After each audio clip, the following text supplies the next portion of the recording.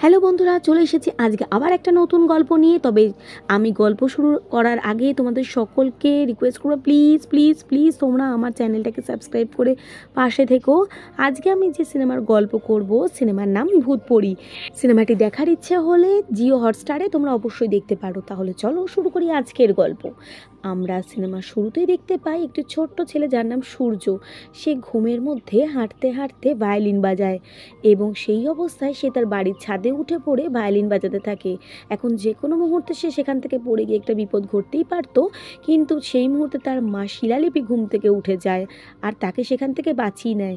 সূর্যের এই অবস্থাতে তার মা এবং বাবা খুবই চিন্তিত হয়ে একজন ডাক্তারের সাথে পরামর্শ করে। এখন ডাক্তার বলে, এই সামান্য ঘটনা নিয়ে এত চিন্তা করার কিছু নেই, হতেই পারে যে একটা স্লিপিং ডিসঅর্ডার হয়েছে সূর্যর, তাই তারা বরং সূর্যকে নিয়ে বরং অন্য কোথাও থেকে একটু বেরিয়ে আসুক। জায়গা চেঞ্জ হলে সূর্যর এই সমস্ত রোগেরও ঠিক পরিবর্তন ঘটে যাবে। এখন শিলালিপির কাছে এই বিষয়টা যথেষ্ট অবাক লাগছিল, কারণ সূর্য ভায়োলিন কোনোদিন বাজাতেই শেখেনি। তাহলে সূর্য এত ভালো করে ভায়োলিন বাজাচ্ছে কী করে? শুধু ভায়োলিনই না, সে অন্যান্য মিউজিক ইনস্ট্রুমেন্টও খুব ভালো করে বাজাচ্ছে, যেটা শিলালিপি অন্য জায়গায় থেকে শুনতে পেয়েছে। এখন এই কথাগুলো ডাক্তারকে জানালে ডাক্তার শুধুমাত্র তাদেরকে কিছু জায়গা পরিবর্তন করে ঘুরে আসার পরামর্শই দেয়। এখন এই মুহূর্তে শিলালিপি ঠিক করে সে অন্য কোথাও নয়, বরং তাদেরই পৈতৃক বাড়িতে ঘুরতে যাবে। এখন শিলালিপির কথা মতন তার স্বামীও তাদের পৈতৃক বাড়িতে ঘুরতে যেতে রাজি হয়ে যায়। শিলালিপি, তার স্বামী ও তাদের ছেলে সূর্য এখন চলে যায় তাদের গ্রামের বাড়িতে। আসলে শিলালিপির পৈতৃক একটা বিশাল বাড়ি রয়েছে, কিন্তু সেই বাড়িতে কেউই থাকে না আর তার অবস্থা বেশ ভগ্নপ্রায়। এখন যেহেতু শিলালিপিরা সপরিবারে এখানে আসছিল, তাই গ্রামের বাড়ির মাস্টারকে তারা খবর দেয় আর তিনি তাদের থাকার জন্য কিছুটা অংশ মেরামতি ও পরিষ্কার করিয়ে রাখে। আর কাজের জন্য তিনি বনোয়ারি বলে একজন লোককেও রাখে। এখন এই বনোয়ারি তাদের থাকার জন্য রান্না খাওয়া যাবতীয় দেখাশোনা করছিল। রাত্রিবেলা সূর্য বনোয়ারিকে গিয়ে বলে সে দুর্গাবাড়ির কথা তার মার মুখে অনেকবার শুনেছে, সে সেখানে যেতে চায়। এই কথা শুনে বনোয়ারি বলে দুর্গাবাড়িতে একজন ভূতনি থাকে, লোকেরা বলে সে দেখতে খুব সুন্দরী, অনেকে তাকে দেখেওছে। সেই জায়গাটা ভগ্নপ্রায় আর সেখানে কেউ যাতায়াত করে না, তাই সূর্যও উচিত সেইখানে না যাওয়া। এখন এই গ্রামে দুর্গাপুজো শুরু হয়েছে, যদিও এই দুর্গাপুজোর আয়োজন শুরু করেছিল প্রথম শিলালিপির ঠাকুরদা কালো ঠাকুর। এখন মাস্টার মশাইকে তার বাবা বলে যে সে কেন শিলালিপিদের থাকার ব্যবস্থা করে দিয়েছে ওই বাড়িতে, সে কি জানে না সেই বাড়িতে থাকা তাদের পক্ষে কতটা বিপজ্জনক? এই কথা শুনে বাবার কাছ থেকে বেশ কিছুটা বকুনি খাওয়ার পর মাস্টার জানায় এখন সেই বাড়িতে থাকা অতটাও বিপজ্জনক নয়। এদিকে আমরা দেখতে পাই ছোট্ট সূর্যকে, সে এখন গ্রামের খোলা প্রকৃতিতে যেদিকে ইচ্ছে ঘুরে বেড়াচ্ছে। একদিন এইভাবেই গ্রামের বাইরে ঘুরতে ঘুরতে জঙ্গলের ভিতরে একটা পোড়ো বাড়িতে সে চলে আসে। সে কিছুক্ষণ বাদে দূরে একজন গয়নাগাটি সুন্দর লাল শাড়ি পরা মহিলাকে দেখতে পায়, বেশ অবাক হয়। মহিলাটিও সূর্যকে দেখে অবাক হয়। দুজন দুজনের সামনাসামনি উপস্থিত হয়ে কিছুক্ষণ কথোপকথনের মাধ্যমে বুঝতে পারে এটিই আসলে দুর্গাবাড়ি। আর এই লাল শাড়ি পরা মহিলাটাই হচ্ছে সেই দুর্গাবাড়ির ভূতনি, যার কথা সে আগেই বনোয়ারি কাকার কাছ থেকে শুনেছিল। এখন এই মহিলা বলে যে এতদিন বাদে প্রথম তাকে কেউ দেখতে পাচ্ছে। এইখানে সূর্য বনলতাকে জিজ্ঞাসা করে, আচ্ছা বনলতা কি তার মায়ের সোনার কানের দুলটা নিয়েছে? বনলতা বলে কেন? সূর্য বলে আসলে তার মার কানের দুলটা পাওয়া যাচ্ছে না, সে গ্রামের লোকের কাছ থেকে শুনেছে যে বনলতা সোনা গয়না খুব পছন্দ করে। এখন বনলতা বলে গ্রামের লোকগুলো যত বানিয়ে বানিয়ে কথা বলে। এখন কথায় কথায় যখন বনলতা সূর্যকে স্পর্শ করতে যায়, তখন সে সূর্যকে ধরতে পারে আর সূর্য তাকে দেখতে পাচ্ছে। প্রায় 70 বছর বাদে তাকে কেউ প্রথম দেখতে পাচ্ছে আর সে তাকে স্পর্শ করতে পারছে। এখন বনলতা জানায় তার মৃত্যুর পর 70টা বসন্ত কেটে গেছে, অর্থাৎ তার মৃত্যু 70 বছর আগে হয়েছে। সে এখানে একাকিনী নিঃসঙ্গ অবস্থায় থাকে, কেউ তার কথা শুনতেও পারে না, কারোর সাথে সে কথাও বলতে পারে না।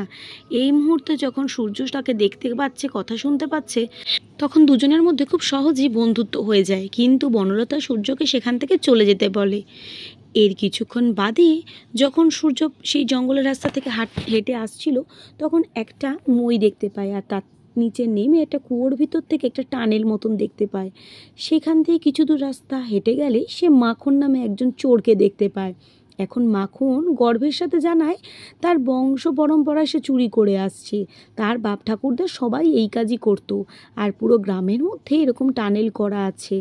এই গ্রামে আসলে একসময় সতীদাহ প্রথা হতো, আর সেই সতীদের সমস্ত আত্মা গ্রামের চারিপাশে ঘুরে বেড়াতো। তাই অনেক তান্ত্রিক পুরোহিত মিলে তাদেরকে একটা টানেলের মধ্যে বন্ধ করে রাখা হয়েছিল। তারা ঠিক কোথায় রয়েছে সেটা মাখন জানে না, কিন্তু যে জায়গাতে তাদের বন্ধ করে রাখা হয়েছিল সেটিকে গ্রামের হৃৎপিণ্ড বলে। এখন মাখনের কাছে সূর্য তার মায়ের সেই চুরি যাওয়া কানের দুলটা দেখতে পায়, আর বুঝতে পারে মাখনই হচ্ছে সেই চোর যে তার মায়ের কানের দুলটা চুরি করেছিল। মাখনকে বলাতে সে সহজেই সেই কানের দুলটা সূর্যকে আবার ফেরত দিয়ে দেয়। এখন বাড়ি গিয়ে সূর্য দেখতে পায় তার বাড়িতে অনেকগুলো এরকম টানেল মতন রয়েছে। এর পরদিন সূর্য আবার সেই দুর্গাবাড়িতে আসে, আবার তার সাথে বনলতার দেখা হয়। এখন সূর্য বনলতার এখানে থাকার ভূত হওয়ার কারণ জিজ্ঞাসা করলে বনলতা বলে আসলে মৃত্যুর আগেও সে একজন বিধবা ছিল, কিন্তু তার বাড়ির লোকজন চাইছিল তাকে আবার বিয়ে দিতে, আর সেই জন্য যখন পাত্রপক্ষকে ডেকে আনা হলো, যেহেতু সে বিধবা ছিল তাই পাত্রপক্ষ তাদের কাছ থেকে অনেক টাকা দাবি করতে থাকে। এখন বাবার উপরে এত টাকা বোঝা সে বাড়াতে চায় না বলে বাড়ি থেকে সে বেরিয়ে পড়ে। সে যখন এই দুর্গাবাড়ির পাশ দিয়ে যাচ্ছিল তখন এর ভিতর থেকে একটা বাচ্চার কান্নার আওয়াজ শুনতে পায়, কিন্তু কে কাঁদছে সেটা দেখার জন্য সে যখন ভিতরে আসে পিছন থেকে কেউ তার মাথায় আঘাত করে, আর সে সেখানেই পড়ে মারা যায়।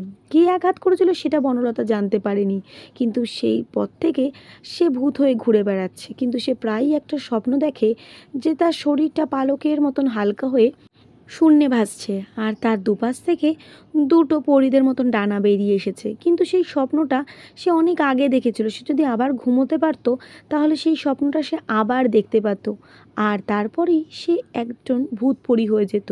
এই কথাগুলো সে যখন সূর্যকে জানায়, সূর্য বলে সে ঘুমাচ্ছে না কেন। এখন বনলতা জানায় তার আর ঘুমই পায় না।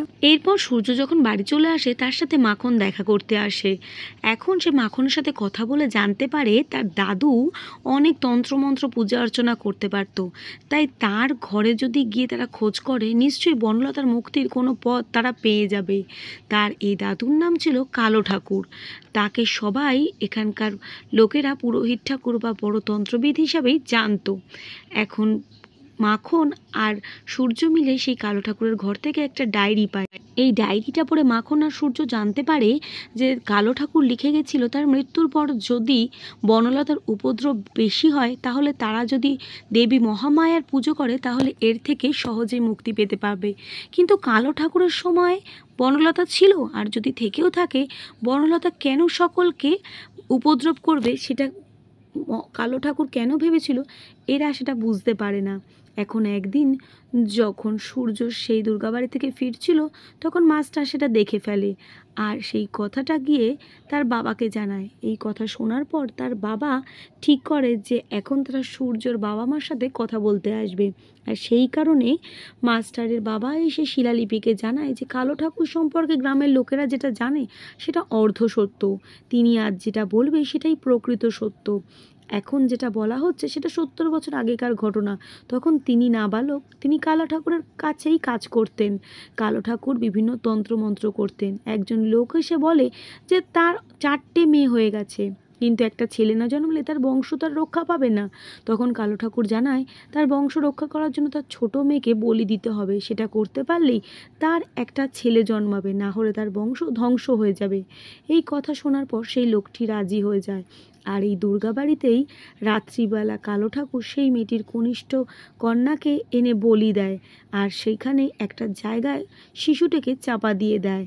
আর কোনো কারণে সেইখান থেকে যাচ্ছিল বনলতা, সেই দুর্গাবাড়ির ভিতর থেকে একটি শিশুর কান্নার শব্দ শুনতে পেয়ে সেইখানে যায়, কিন্তু সেখানে সেই মুহূর্তে কারোকে দেখতে পায় না। এখন দুর্গাবাড়িতে বনলতা যে একটি শিশুর কান্না শুনতে পেয়েছে সেটি তার বাবা এসে কালো ঠাকুরকে জানায়, কারণ কালো ঠাকুরকে তখন সেই সময় সবাই খুব মান্যগণ্য করত। এখন কালো ঠাকুর বুঝতে পারে যে বনলতা তার বিষয়ে কিছুটা জানতে পেরে গেছে। এখন তাই বনলতার বাবাকে সে বলে বনলতার শিশুর কান্না শুনতে পাচ্ছে, অর্থাৎ তার মা হওয়ার ইচ্ছা আছে, তাই এখন উচিত তাকে বিয়ে দিয়ে দেওয়া। এই কথা শোনার পরই তার বাবা ঠিক করেছিল বনলতাকে বিয়ে দেবে, যেটা আমরা গল্পের প্রথমে বনলতার মুখ থেকে শুনতে পেয়েছিলাম। আর এই কারণেই তার বাবা তাকে বিয়ে দেওয়ার ঠিক করলে পাত্রপক্ষ যখন অনেক টাকা দাবি করে, বনলতা তখন বাড়ি ছেড়ে পালিয়ে যাচ্ছিল। আর সেই সময় তাকে কেউ পিছন থেকে মেরে হত্যা করেছিল, যেটা বনলতা আমাদের আগেই বলেছে। এই মুহূর্তে আমাদের আসল সত্য দেখানো হয়। সেই 70 বছর আগে বনলতা যখন বাড়ির থেকে পালিয়ে যাচ্ছিল, সেদিন দুর্গা বাড়ির সামনে থেকে যাওয়ার সময় সে আবার একজন শিশুর কান্নাধ্বনি শুনতে পায়। তাই সে আজ দুর্গাবাড়ির ভিতরে ঢুকে পড়ে। আর বনলতাকে এরকমভাবে ঢুকে পড়তে দেখে পিছন থেকে কালো ঠাকুরই তার মাথায় আঘাত করে তাকে খুন করে। হ্যাঁ, এইভাবে কালো ঠাকুরের দ্বারা আঘাত হওয়াতেই বনলতার মৃত্যু হয়। কিন্তু যেহেতু বনলতা পিছন দিকে ছিল, কে মেরেছে সেটা বনলতা দেখতে পায়নি। আর এইটা জানার জন্যই আজও তার অতৃপ্ত আত্মা ভূত হয়ে গ্রামে ঘুরে বেড়াচ্ছে।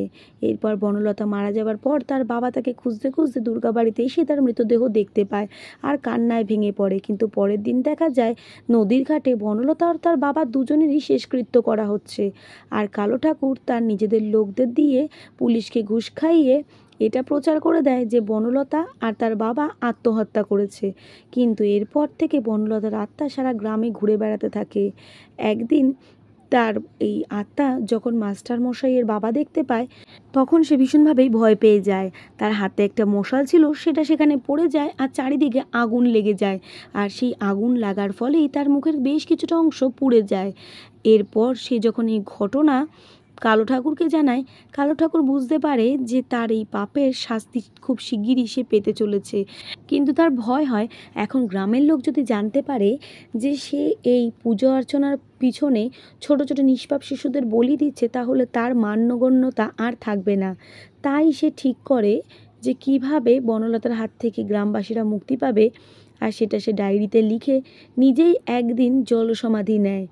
লোকলজ্জার ভয়ে সে তার পাপ কার্য গোপন করার জন্য মৃত্যুর পথটাই বেছে নিতে বাধ্য হয়। এখন এই কথাগুলো মাস্টারের বাবা এসে শিলালিপিকে জানায়, তার সাথে এই জানায় যে কালো ঠাকুরের বংশজকে না খুন করা পর্যন্ত বনলতার আত্মার মুক্তি পাবে না। আর সেই বংশজ আর কেউ নয়, সূর্য। এখন এই কথাগুলো যখন মাস্টারের বাবা বলছিল, দূরে দাঁড়িয়ে সূর্য আর বনলতা সব কথাই শোনে। কিন্তু এই কথা শোনার পর বনলতা সেখান থেকে চলে যায়। সে মনে মনে খুবই কষ্ট পায়, কারণ তার মুক্তির জন্য সে নিষ্পাপ সূর্যকে কিছুতেই খুন করতে পারবে না, কারণ সে আর সূর্য খুবই ভালো বন্ধু। এদিকে আমরা দেখতে পাই শিলালিপি যখন ঘরে বসে তার কাজ করছিল, সেখানে বনলতা আসে আর তাকে পজেস্ট করে নেয়। এখন সে কিছুটা অস্বাভাবিক আচরণ করতে করতে বাড়ির ছাদে চলে যায়। এখন যে কোনো মুহূর্তে শিলালিপির কিছু হয়ে যেতে পারত, কিন্তু সূর্য চেষ্টা করতে থাকে কিছুভাবে বনলতাকে ঘুম পাড়ানোর। তাই সূর্য বনলতার বাবা অর্থাৎ নিতাইয়ের একটা ভায়োলিন নিয়ে প্রাচীন ঘুমপাড়ানির স্বরলিপি বাজাতে থাকে। আর কিছুক্ষণ বাজানোর পরেই সেইখানে বনলতা ঘুমিয়ে পড়ে একটা নৌকোর উপরে ভাসতে থাকে, যেরমটা সে স্বপ্নে দেখেছিল। আর কিছুক্ষণ বাদেই জোরে বৃষ্টি নেমে যায়। এখন বোঝা যায় যে বনলতার আত্মার মুক্তি ঘটে গেছে, সে একজন ভূত থেকে ভূত পরী হয়ে গেছে। এখন বনোয়ারি কাকার সাহায্য নিয়ে সূর্য তার মাকে খুঁজে পায় আর তাকে জ্ঞান ফিরিয়ে এনে সুস্থ করে তোলে। এখন সূর্যর চেষ্টাতে বনলতা ভূত থেকে ভূত পরী হয়েছে। আসলে বনলতা ভূত হওয়া সত্ত্বেও প্রতিহিংসাকে কাজে না লাগিয়ে তার বন্ধুত্বটাকেই আগে গুরুত্ব দিয়েছে। সে পরীর মতন অন্যের জীবন বাঁচানোর চেষ্টা করেছে। এখন শিলালিপি আর সূর্যদের ফিরে আসার দিন চলে আসে, আর তার সাথে একে একে মাখন, মাস্টারমশাই সবাই দেখা করতে আসে। সে এখন দুর্গাবাড়িতে গিয়ে বনলতার জন্য অপেক্ষা করলেও বনলতাকে সেখানে দেখতে পায় না, বা বনলতা তার সাথে দেখা করতেও আসে না। আসলে বনলতার আত্মার মুক্তি ঘটে গেছে। কিন্তু যখন সূর্য গাড়ি করে ফিরছিল, তার গায়ের উপরে একটা সোনালি রঙের পালক এসে পড়ে। আসলে এটা ছিল বনলতা অর্থাৎ ভূতপরীর দেওয়া আশীর্বাদ, যেটা সূর্যকে দিয়ে বোঝাচ্ছিল যে সূর্যের সাথে সে দেখা না করতে আসলেও সারা জীবন সূর্যের সাথে থাকবে আর তাকে রক্ষা করে যাবে। তো বন্ধুরা, এই ছিল আজকের সিনেমা ভূতপরী। যদি সময় থাকে একবার জিও হটস্টারে গিয়ে সিনেমাটা দেখতে পারো। দেখা হবে পরের ভিডিওতে, ততক্ষণের জন্য বিদায়।